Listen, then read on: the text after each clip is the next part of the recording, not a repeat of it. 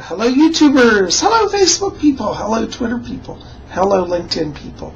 This is Bob Hickman. It is so good to be back with you guys. Well, so many of you have been writing and you've been saying, Bob, I love the series on elves. I want to keep learning more. So we're going to do that. I thought today we kind of expand outside the Elven Kingdom and go a little bit into the Norse traditions. Now, in the ancient countries of what are now modern-day Norway, Iceland, Sweden, Finland, and Denmark, a lot of these countries were under the influence of the tradition of the Norsemen. The Norse people were profoundly spiritual people. They had their own set of magic. They were the Vikings, that you see. They would travel in their great ships. They had these giant ships that are like carved like dragons, and they're the ones who founded the colonies in Iceland and Greenland as well. So the Norse people are amazing, and I know a lot of you watch Spirit Channel in Norway and Sweden and Finland, so I send greetings to you.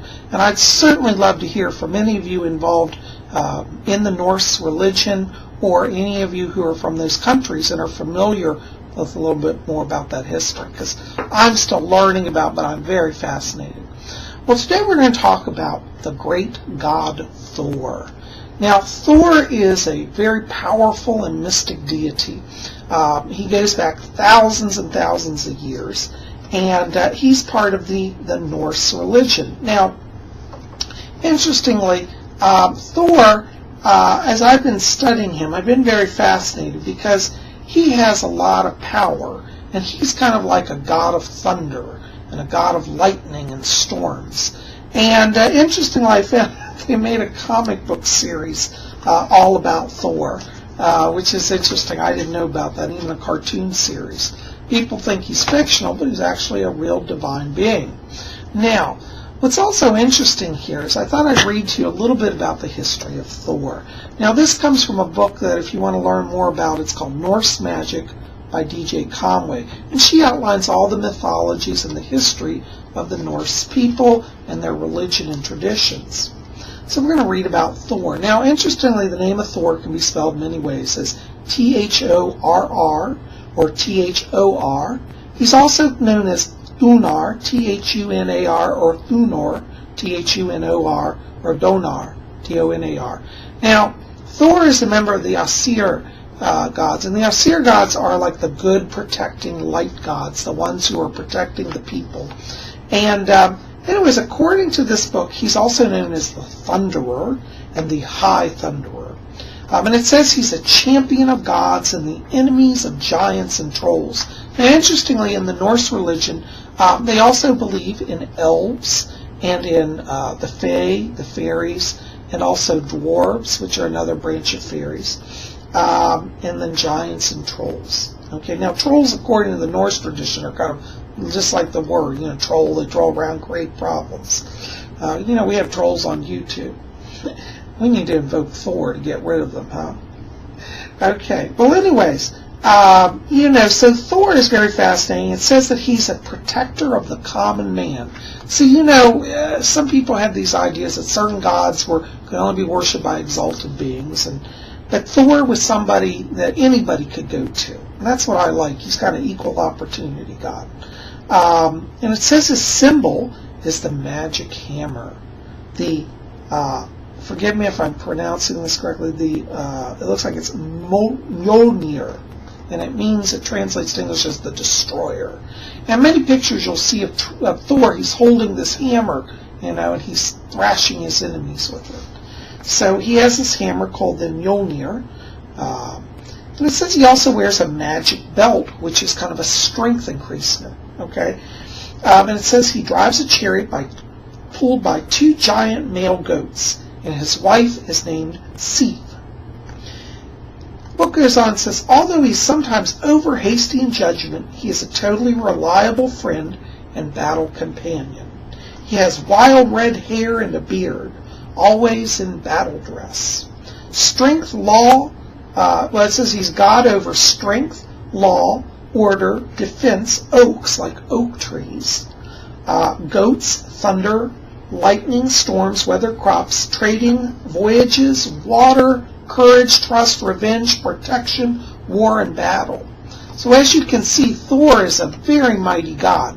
Now, you know what I like about this also is he said he's God over the oak trees. And I have a great love for the Celtic tradition and the Druidic tradition as well, which honor oak trees. So the ancient Norse people saw Thor as the god over the oak trees. Now, what's interesting is that people also that worship Thor always wear these symbols. Now, maybe you guys have seen this. This is an actual hammer. I'm sorry, I got it backwards here.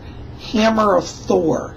And this one is done in a Celtic style because the Norse tradition actually influenced many parts of Europe. It was known, as I said, in Norway and Sweden and Finland and Denmark, and it got into Germany. Celtic Isles had a little bit of influence, and the countries of Iceland and Greenland, those were both also founded by the Norse people. So this is the hammer of Thor, and it represents like his hammer, like he holds and thrashes out lightning and thunderbolts against his enemies. This is also known as a great symbol of protection. So if you feel like you're going into a situation where you've got to battle people, whether it's in the corporate boardroom or whether literally on the battlefield, you might want to invoke Thor and wear this hammer. I'm going to put on my hammer here. It's interesting. I've been reading in this book also about this, and one of the things that I found out about the hammer of Thor is what goes back thousands of years. They've even uncovered bodies from like 2,000 years ago where the corpse or the skeleton remains is wearing one of these pendants. Now, my pendant is actually made of lead-free pewter, and it's got, actually, I've got it on backwards here. It's got on it, you can see some runes and Celtic design, because there was Celtic influence. Thor wasn't seen in the Celtic countries as well. Now, what's interesting is that this symbol also became popular during the rise of Christianity. There were some overly zealous Christians who, when they were spreading Christianity throughout the Nordic countries, decided to destroy these shrines to Thor. Well, you can imagine this greatly upset Thor's followers. One of the things they would do is they would go and destroy oak trees, because they thought, well, a lot of people gathered and had shrines around the oaks, and so they thought, well, we'll destroy that and put churches up. I think that's terrible.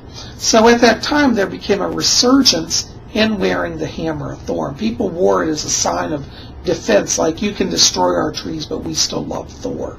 And today, many people who are followers of the Asatru religion wear the hammer of Thor. I had some friends that were Asatru, and one time when I saw them wearing this, I said, what is that symbol? Because I'd only known of the pentagram.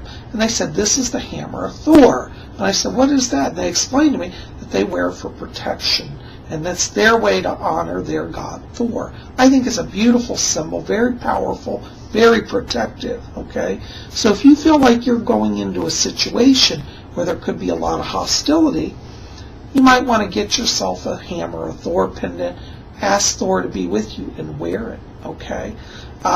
So this one is made of pewter, and I just love it. And I would encourage all of you to, to check it out, Also, get this book on Norse magic. It has a lot of spell work. Today we're not going into a lot of rituals on Thor, but I just wanted to bring this to you, to bring it to your attention, to let you know that there are many ways to look at deity, and this is one that has been around for thousands of years. And people that I know that are devotees of Thor have said he's got him out of scrapes before. So I think he's definitely powerful. And you know what? I'm going to wear his hammer. I like it. We can all use more protection. Anyways, guys, thanks for being here. Listen, if you have worshipped Thor, or you know about Thor, if you've ever worn his hammer, let me know. I'd love to get a video response. Maybe you could share your experience. Or if you have an altar to Thor, I'd love to see it. For those of you watching in the Nordic countries, maybe you can share with me a little bit about your heritage. I'd love to hear from you as well. So, guys, thanks for being here. This is great to see all of you. And keep it here at Spirit Channel, because we'll have more coming. Next week, we're going to do another video on the runes. Okay, I didn't go into that today, but that's another whole other Nordic thing. But let me show you real quick here. I have a ring that I'm wearing that is pewter. It has runes on it. So next week we'll talk all about rune magic and the runes, okay? So keep it here at Spirit Channel. You know we always have more coming. This is Bob Hickman. It's so good to be with you. Blessings to all of you.